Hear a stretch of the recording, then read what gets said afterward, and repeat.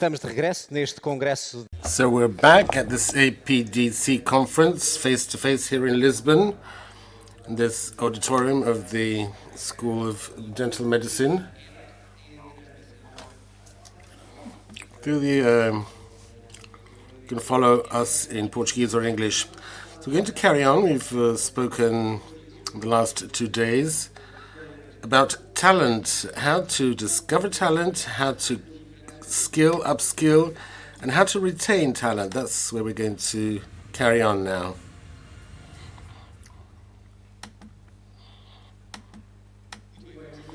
So let's speak about talent. We've spoken about businesses. There's nothing without human capital. So we need to know how we may train and skill our young people to help businesses in this recovery. So let's discuss this topic. A very interesting panel. I'll start with Pedro Martins, the Chief Executive of Tree Trees 2, Manuel Garcia, National Coordinator of the Upskill, Hugo Bernardes, Managing Partner of Key Talent, Francisco Cabral, Partner of Tax Practice at VDA, and also Charles Huguet, who's the Managing Director of Airbus GBS. Welcome. With the rest of our guests. Comece talvez por si. I'll start with you. So how can we attract young people to this profession? That's a question that seems to have a simple answer, because everyone seems to like technology, but are we attracting young talents the way that we ought to? Is it fun? That's a good question. First of all, I'd like to thank APDC for the invitation. It's a pleasure for me to be here to discuss these topics with this panel of colleagues. To reply to your question, a lot is being done to attract young talent, but not enough. I'd like to divide the types of activities into 2 kinds: dissemination and development. In terms of dissemination, there are many things. Nowadays, practically all young people in Portugal have access to activities that disseminate the technological side. We have IT, the European Programming Week, we have open sessions at universities. There are many, many activities for dissemination, and all young people are predisposed, as Jean said, to science and technology. Now, the question is, what happens after these activities of dissemination? Normally, nothing happens. That's the problem. Young people have a spot action that ends a period of time. It's done once a year, then it disappears. There's no sequence. It's as if we went to a piano school and all the musicians were enthusiastic, but if we ask, can we learn to play, they would say no. So what's failing? Who's failing? Why is there a failure? I think it's a question of perception. We have to start developing development activities that continue in time and allow young people to explore and deepen in their natural curiosity into technology. That's what we've done so far. We have several activities, some of dissemination.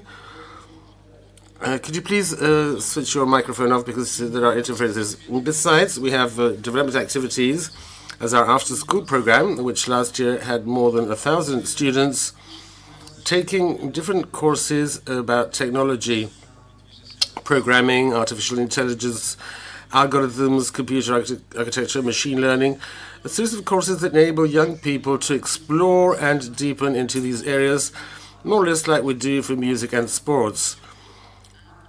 There are programs, extracurricular programs that let any young people to go deeper into these areas, and we could do the same for science. It's a good way to achieve more talent. So I'm going to continue the discussion. We have some witnesses. It's important to know what we're talking about. We're talking about talent, young people, and what makes them. Let's see the first witnesses that we have, and I think that would be the youngest person on the panel.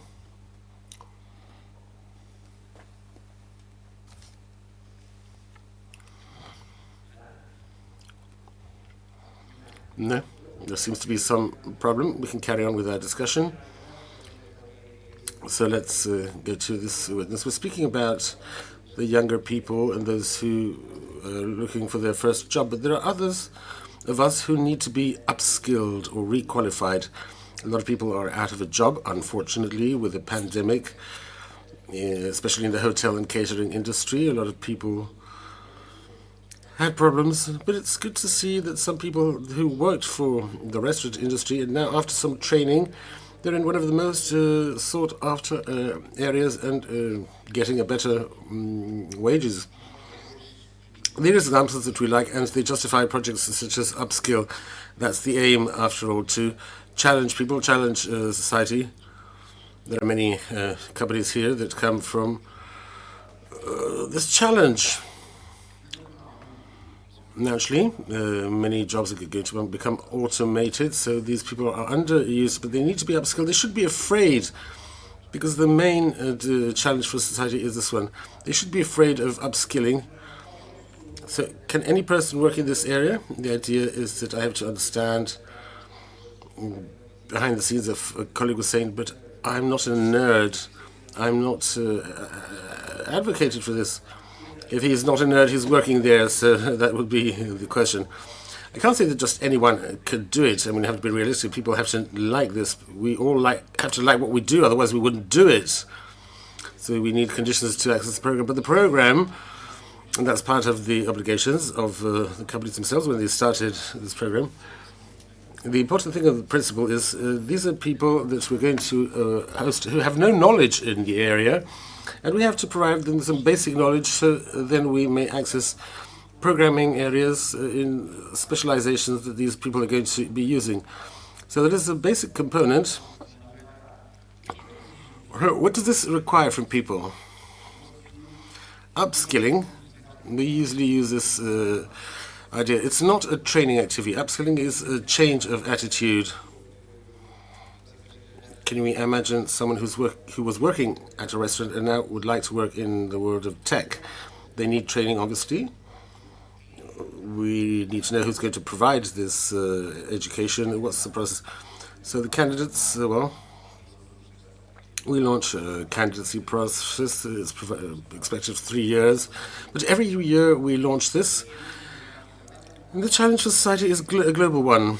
It's a challenge also launched by a component of society which is essential in the transmission of knowledge, which are further education institutions. They have to prepare the training side of things. So training for upskilling is relatively short. It's about 6 months normally. 6 months of training. And why do I say typically or normally? Because there are other important aspects that have to do with the evolution of society that are also a part of upskilling. Now, the training areas are defined by the businesses. It's the businesses that say where they need. It's the market that states. So this is a la carte. Yes, the company has to be involved with the further education institutions to define the syllabus. They are involved to define the training program. The companies must take part of these training programs, and then the 6 months are designed and then supplemented with 3 months in one of the participating companies. So we do have qualified labor now ready, but we have another problem. We have a lack of business fabric. How do we retain the talent? Because normally it's better to work abroad for some people, and we have drain brain. How do we contain this? So we have to be very careful, because national companies nowadays are confronting a huge challenge, which is that national talent is looking at the opportunities globally, and they seek them abroad. So we have to take care of people in a different manner, and above all, to be very swift in developing a new value proposition for these people. So I agree totally what was mentioned a while ago by Neil Trasser. And the change has to be a cultural one. People management has to change too. We've seen several national companies reacting very quickly, especially during COVID, from the viewpoint of their relations to their clients and also the digital transformation. But then this doesn't translate into the capacity to manage people.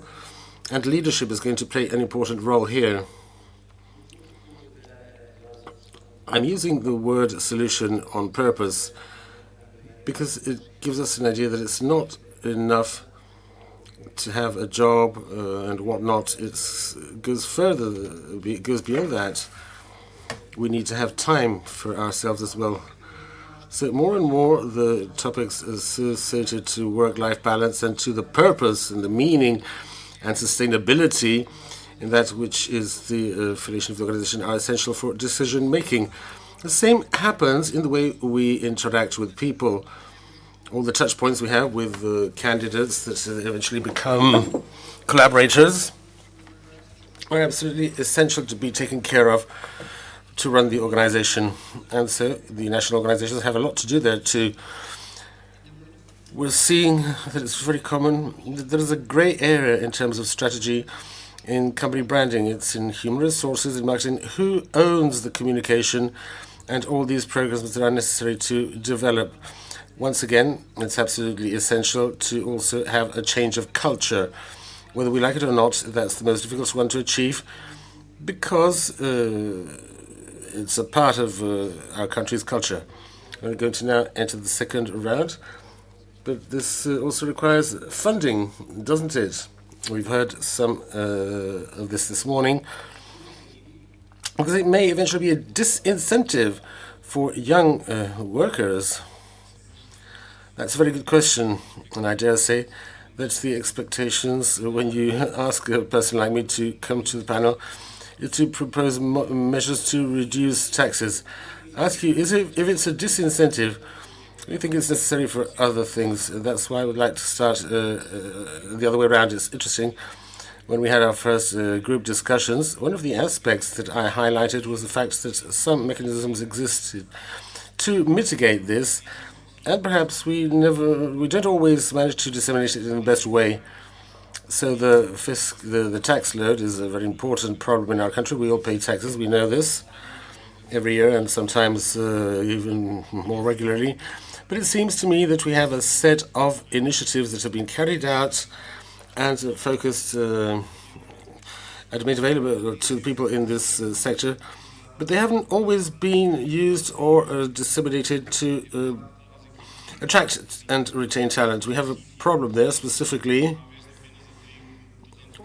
by attracting foreign talent, but we don't retain our own home talent or non-habitual residents. So we have startups, especially for young entrepreneurs who want to start their incubators. I think that in particular this regime is a wonderful example that has valued from the very beginning this technological sector, the development of software, programmers.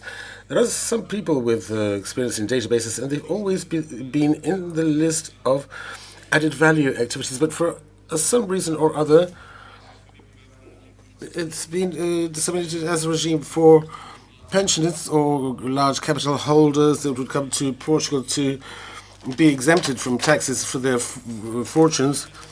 And it's not so much a question to see whether it's true or not, but it's true also that we do have a very attractive tax rate, 20%. We know that we have to pay 20%. It's not too bad. So in order to attract talent, whether it's young or whether it's older and skilled and can share their experiences and knowledge with our companies and with our collaborators, this could be an interesting regime. And what about the nationals? In order not to have another country say, I'm going to attract foreigners with a softer tax regime. Yes, that's a very difficult discussion to approach, and we'd have to become a bit too technical. But all the tax incentives have consequences, and I think this is how this has been our greatest difficulty to retain talent. We have two binomials on the one hand, the tax, but also the impact of social security. And young people have always privileged this, but not in general. Our capacity to retain talent, for instance, for people that are more into foreign trade or exporting services and know-how, we don't have a cross-cutting regime to apply these incentives. This is, of course, arguable, but the social security should not be such a burden. We ought to create some incentives for people to have more of an international function and not to be taxed on their full earnings. These are ideas of tax policy, and it's a part that we as a country have not managed yet to establish an agreed strategy. And this means fostering or favoring certain workers or people with greater added value, but not to discriminate them from others. So we need to attract them, to retain them, to create more added value. So this would be a positive discrimination in tax terms. Do you think? It's not going to be easy then. Yes, it's true. It's true. And that's why we see that these measures have to be agreed to at the parliamentary level. That's the first aspect. And obviously the constitution prevails over the parliament. But we do have a series of programs to bring back our youths who live abroad. We want to bring them back to Portugal. And some benefits have been designed for this. And perhaps we could make them more generalized and more dedicated. That's a good idea. Let's carry on. Because apart from your opinion, we also like to listen to other opinions. I think we have the first witness ready. Bruna saying she wants to be in this area. The sound coming from the video is not enough for the interpreters to follow. Há cerca de 1 ano e meio. Desde então já estive em cursos de diversas áreas, desde a programação até à física. Aprendi muito.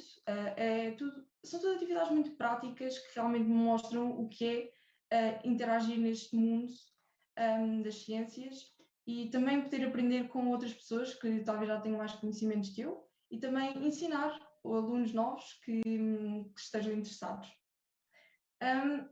Isto aqui realmente mudou a minha perspectiva, especialmente sobre o que era programação. Antes pensava que talvez não fosse gostar muito, mas depois dos cursos acabei por perceber que até tenho um fascínio imenso por várias áreas dentro desse ramo.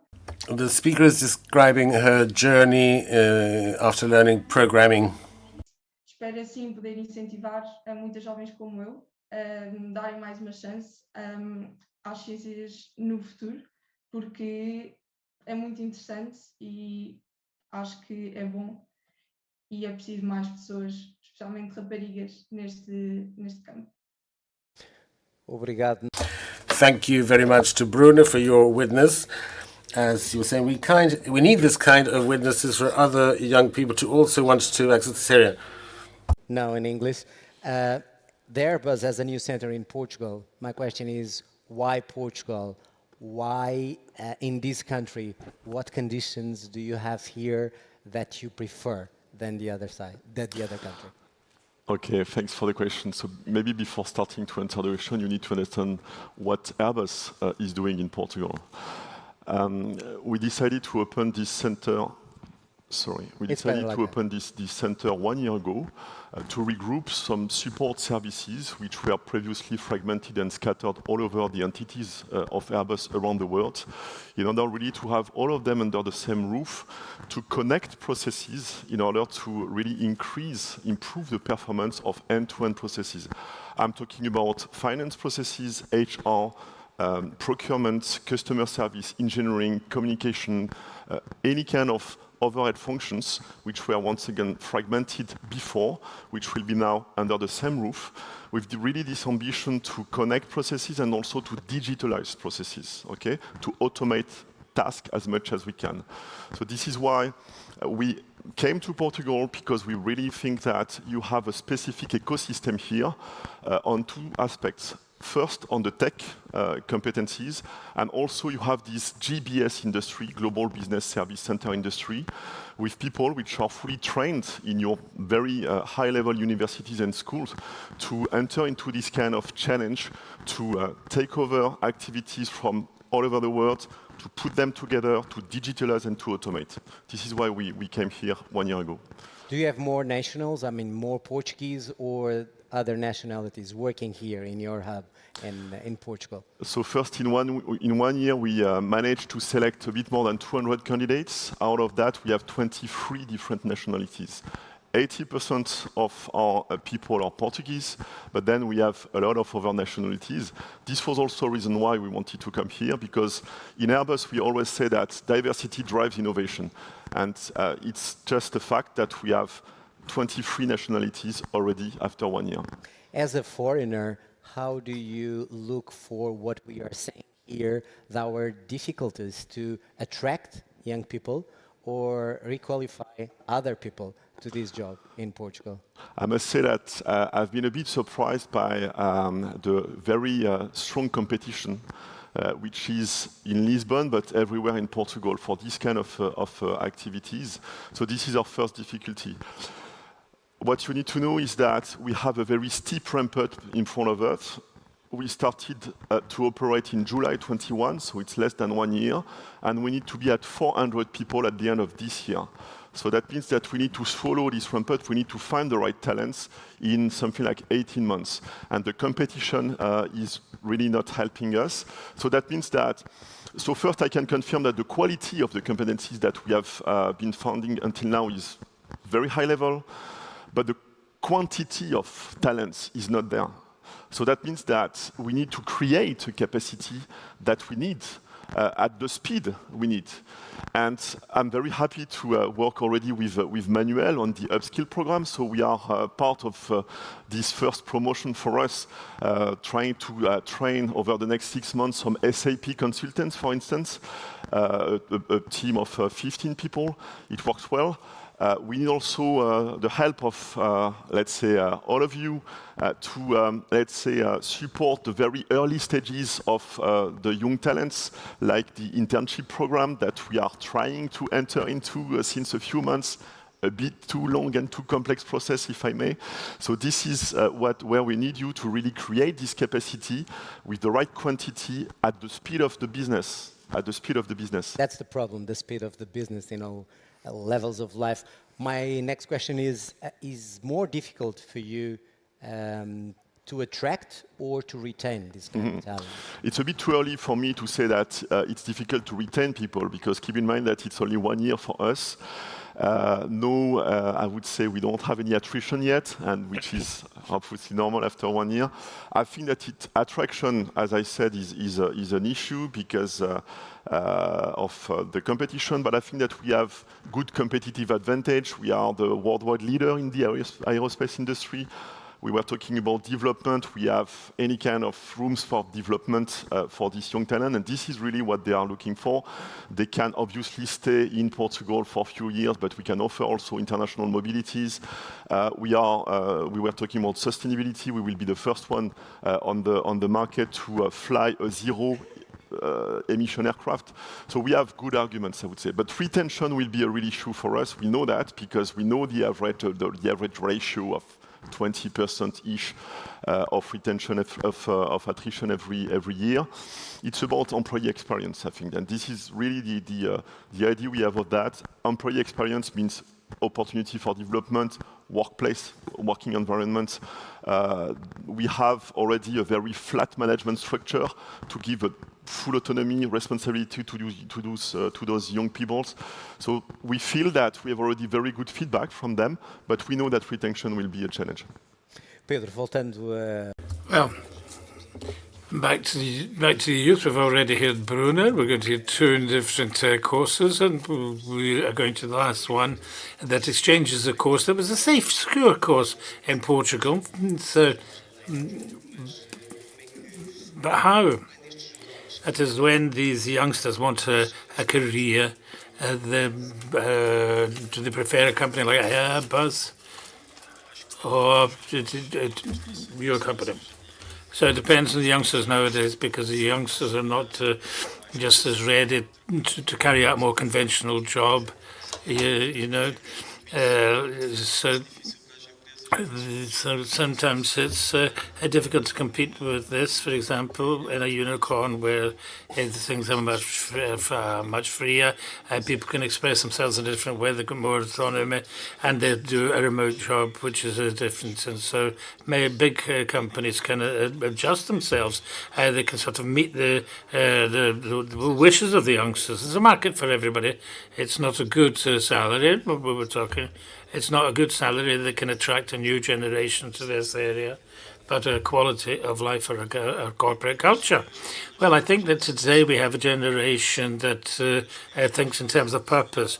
If they believe in it, then they're going to do the quality of life. I'm saying this because after some personal experience in other places, it was excellent to see a CEO from a company saying that an employee was no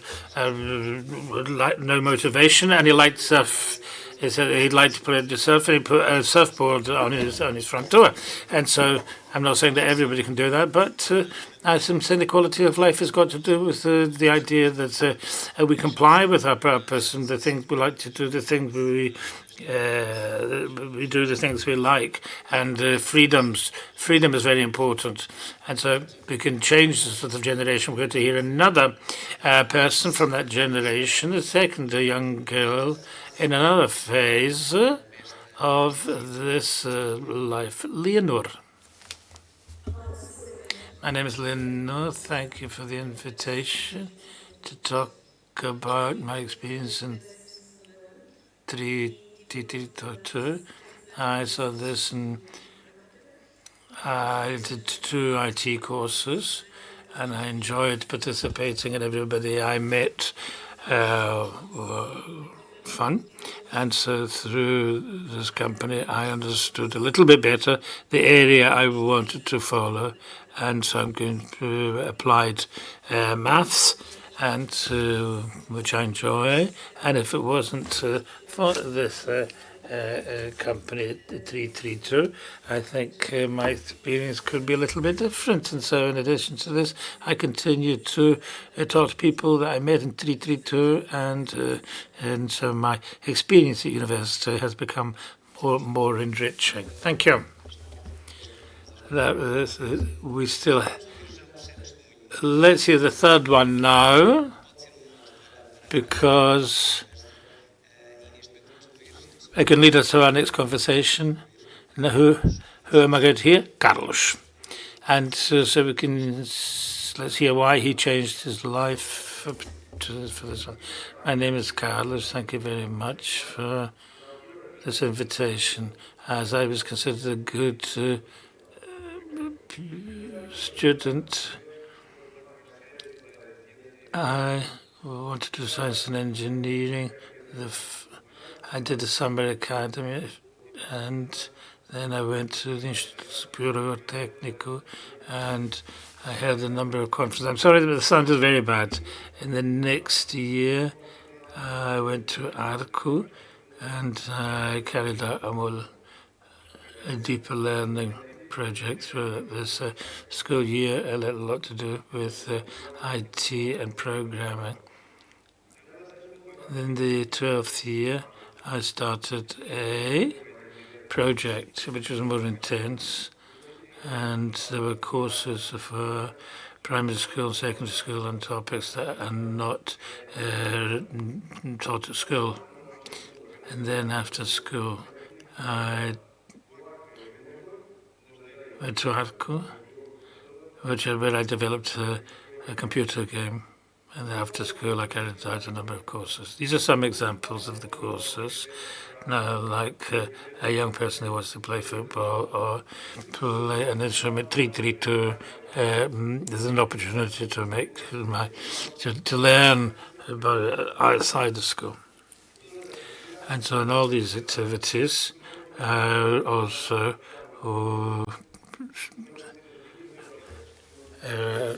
shared interests with other students today.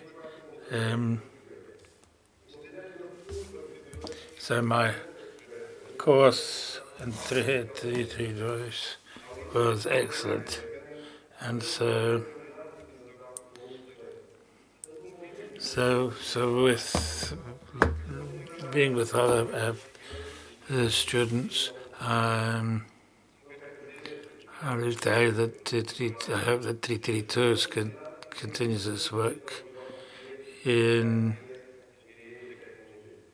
helping young Portuguese youngsters. Thank you very much. I'm sorry about the sound, it was very bad.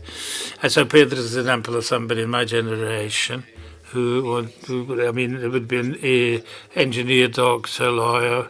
Those were the three major pillars. So the mindset is changing. Well, the mindset is changing, yes, and I think that our work is very important because quite often the youngsters do not have the opportunity to experiment, to experience the area before they go into the university course. And so this youngsters is studied a number of areas, the one he liked, and then he could make this choice. And so basically we're giving tools to youngsters in order to make a choice which is important for them, and so they can choose the right course. And here our company is fundamental. So any company that's listening, how do they sort of get this youngster to join a company? I think it's good if the companies could get in contact with us, because there would be a lot of youngsters who would be very interested in trying out the life of a company, and it would be fantastic, not only for the youngsters, because it gives a strong indication for companies because they could understand the motivations of their future employees. To have a mentor is very important. I see youngsters looking at somebody who can teach them, but at the same time, a master. We call them mentors nowadays. It could be a master that can guide them.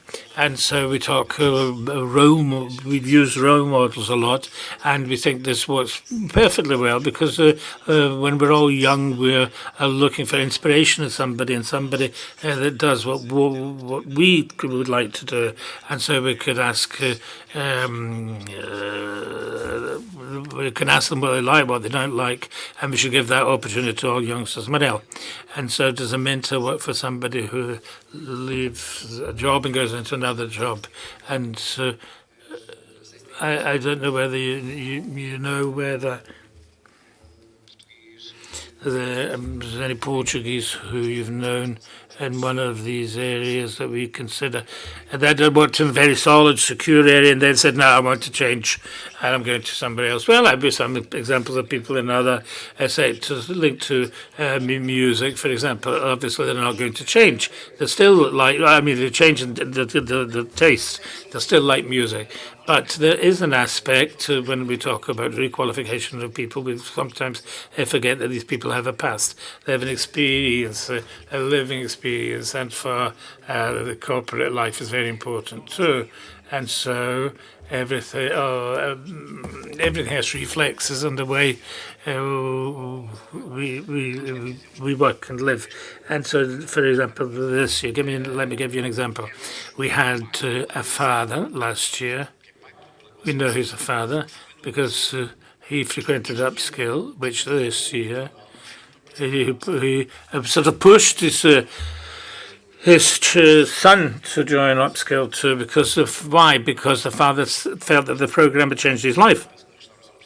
He was working in another area in catering, and he was upskilled, and now he is working in a technological area. This is the challenge. And that is the will people will have to have, and the purpose that Pedro mentioned a while ago. The idea that is, well, why am I here? What am I doing? Where am I going? Is this just younger people or somebody who sees a new purpose when they change their lives? This is also very important. I'm going to give you the feedback that we have from the teachers, because they tell us that what they feel about from this population. They work in polytechnics and universities, and the motivation that these people have. The purpose that they feel in this training has got nothing to do with the past. They had problems in the past, and now they're faced with this change of life in a totally different way. That is the way they are in class, and they would devote themselves to their work in the day-to-day life, and the working groups, which they, and so the life. This purpose is absolutely fundamental, and let me say something about companies and retention. Well, it's important. It's not only companies, it's people, and that is and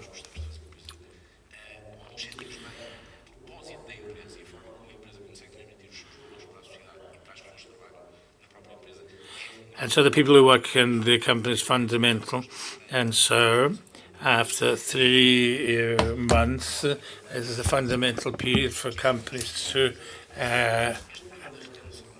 for people to stay in the companies. This problem is not only for youngsters who are in companies. In Upskill, we have problems of retention because these people were qualified, well qualified. They have experience in the company, and they want to stay in the market. And so that means that for those who have a company, this is a great business. Are you a kind of headhunters? We heard we need more. And so it's a question of who's more talent to sell. And so we help companies to develop strategies and to rethink their processes and their internal culture and everything that we have been talking about. I mean, there's a clear notion, especially in the youngsters, they look more for flexibility, autonomy. The truth is that most organizations nowadays are not prepared for this yet. And so most organizations, mostly we have baby boomers, and the way they see the world and the way the world is organized was different. And so we have to begin to think of things in a different way. So your mission is actually to help the company to discover how to get the talent, not to create transactions or trade this. And so up to what point do companies have talent? They don't understand they have talent. That happens a lot. One of the retention measures is the development plans. And so we would talk about mentoring, and mentoring can be one of the factors related to the development plan of a professional. And whether we like it or not, we are back in the terms of culture.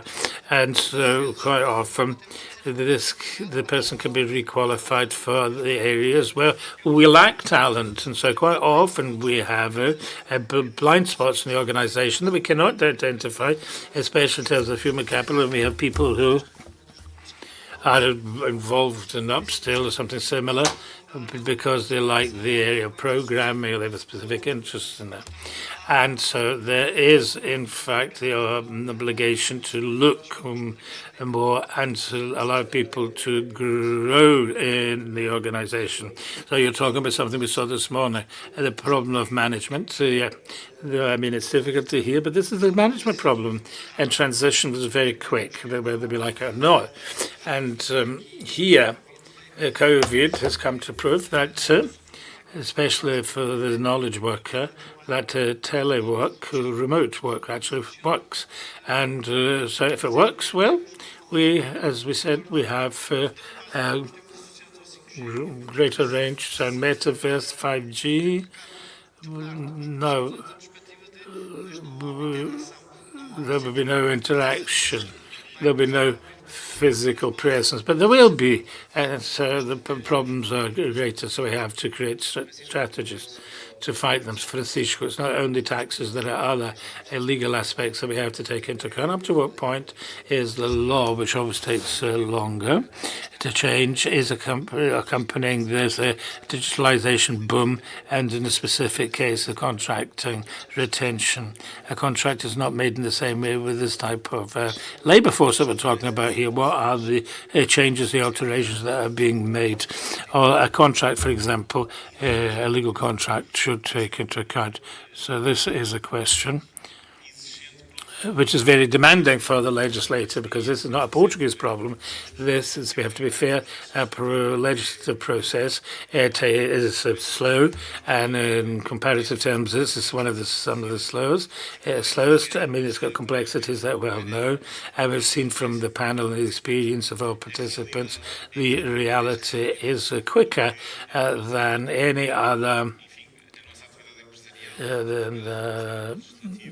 legal activity, legislative activity. So I think it's interesting to see, or to look at the good things that we have.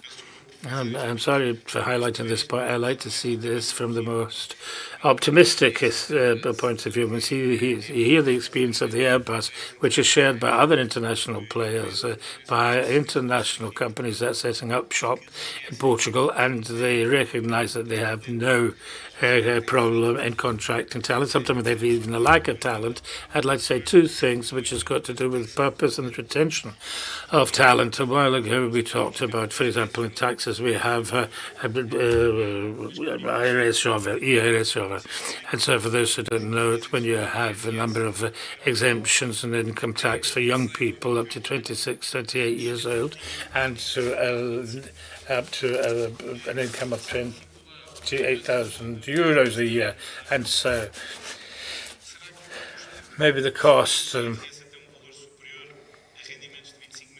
maybe we could make an exemptions of even more than this. Wouldn't it make sense for us to extend these measures, because Airbus could find, instead of 70% of talent in Portugal, could find 90% of talent in Portugal. Maybe we could go up to 30, 35 years or higher values, for example. So when we talk about purpose, and we hear about young people who want to work in startups, and so we hear the stock options and the incentive plans they have. I'm not trying to be innovative here. I'm trying to make analysis of parallelism with our competitors, which is the Netherlands, United Kingdom, Ireland, and all of these countries have ways to encourage people to carry on their work, and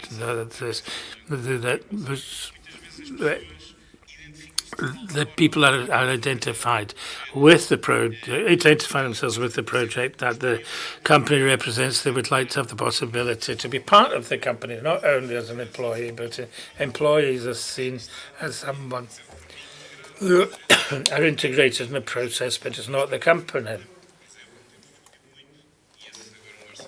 And we may have a problem, and this in the state budget has been discussed. Instead of giving money to an employee, we can give them the project of stock options, and a person doesn't get money, but they're already being taxed. But it meets the purpose and the talent, and the income tax is compensated in terms of what they generate. What kind of talent are we talking about? I mean, Airbus, when have a lot of candidates, which one is going to choose and why? The qualities, the key points.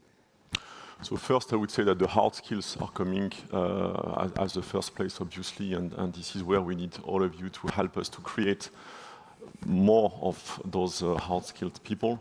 But obviously the soft skills are very key as well for us. We have a set of values in Airbus, and we want them to really understand those values and stick to these values as fast as possible. This is something that we are checking through interviews before selection of candidates, and is also something that we are assessing every year, those soft skills. So this is not only the hard competencies, but also the behaviors of people, the team spirit, I mean, their engagement to sustainability, things like that. And what kind of issues they demand? I mean, you are Airbus, so you have prestige, but what they are asking you when they say, okay, seduce me, to work with you? It's the money, it's the purpose, it's the quality of the culture, the company culture, it's the quality of life. What is it? Surprisingly enough, it's not anymore the money, or not enough. Money is not That's enough. good for a company. Yeah, I mean, yeah, but everything has a cost. I mean, it's not just the salary. This is my point. They are looking for development. As I said, this is the very first question they ask. What could be my development path over the next years in Airbus? And they want to have a kind of commitment from us. It's also about all the benefits which are making their global life, work-life balance better. So this is where we are trying to position ourselves a bit better than the average of the market. So it's really a lot of things, and not anymore only the money. The pandemic, it's obviously changed all our lives and even the way we work, of course. In your case, what was the biggest change in this? I mean, you still have a lot of remote work, or you starting to have more presential work? Alors, we are restarting to have more presential work. We have a small issue with the surface today, which is just a temporary building. We'll have a nice permanent building in a few months. But basically, we will still go for an hybrid working model, because this is what those young people are asking for. They want, at the same time, to connect physically with their colleagues at least, I would say, half of their time. But they want to have the freedom to work from home as well. And honestly, for the kind of activities that we are asking them to perform, that's fine. That's fully fine. So I think you are happy to stay here in Portugal. What's your plans? I mean, Airbus plans for growing in Portugal. Are you going to be bigger here? Yes, for sure. As I said, we are already 220 to be precise after 1 year. The plan is to grow to more than 800 people within the next 3 years. So it's, as I said, a very steep ramp up, and this is why I think that we are the fast growing GBS, let's say, in Lisbon nowadays. And in such a very short time, I checked, I can tell you. Yeah, but this is the point. Because I mean, growing to 800 in 10 years, I'm fine. Growing in 3 years, then this is where we need to create the capacity together with Manuel, for instance. Yeah. Geographically, most of the young people ask to work, for instance, abroad, but for a Portuguese company, or here to another company. I mean, doesn't matter where they are. They say, I can work in any point of the planet. Is that true? I mean, in a company like yours, doesn't matter if this talent it's in Bangladesh and working for you in Lisbon. Is that important or not? I mean, Airbus is a worldwide company with more than 150 locations in the world. So obviously, we are used to that. But I'm talking about remotely. Remotely, not present. Yeah, but I mean, we are first a European company, and very often a lot of managers based in the headquarters in Toulouse, France, for instance, are managing remote team all the time. So we are used to that. But anyway, what we noticed in Portugal is that a lot of people who went abroad, even young people who went abroad, are coming back to Portugal. You are talking about quality of life, etc. Culture in Portugal is really a family culture. And so what we are looking at nowadays, let's say beyond our main hub, which is in Lisbon, are the medium-sized cities where we could open additional satellite surface, if you want, to attract the talents, because universities and schools are everywhere in the country, and to allow them to stick to their family area, I would say. And this is really something that, because they are asking for that. Thank you. Obrigado a todos. Terminamos aqui esta... Well,